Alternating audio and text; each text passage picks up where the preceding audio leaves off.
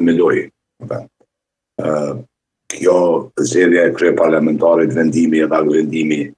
i 2014, siç e dim, e nxjerr nga loja, e bën para lojë, edhe e bën vetëm proceduralisht të rëndësishme zgjedhja e kryeparlamentarit dhe në kryetarëve në pako, si pasojë atij vendimi,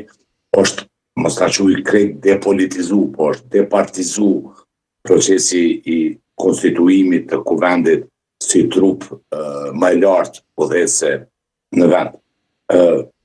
Është dashur atëherë, në fakt disa nga ne edhe kem ditë dhe kem kundërshtu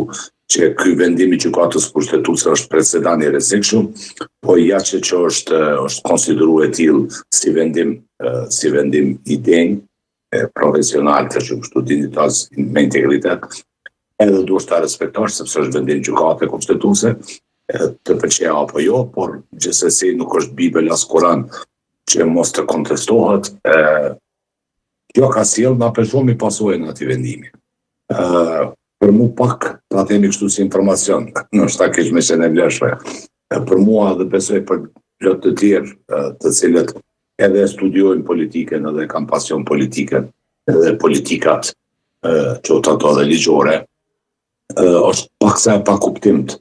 dhe paksa jo mos sa me papranueshme, po e pakuptimt në momentin kur një vendim i tillë nga gjykata kushtetuese, që në princip ka qenë me rujt pozitën e kryeparlamentarit për PDK-n e zotit Tashin atë vakt, kur ishte bllokada 6 mujore, tani përdoret si alibi, si adityut, si qëndrim politik i vetëvendosjes poshtë vendimi i gjykatës kushtetuese. Atëherë edhe vetëvendosja edhe të tjerët e kanë kundërshtuar si vendim të padrejtë. Tani mbi një vendim të padrejtë thirret edhe kjo shumicë e supozuar apo vetëvendosja që është vendim gjykatës kushtetuese dhe si i tillë duhet respektuar.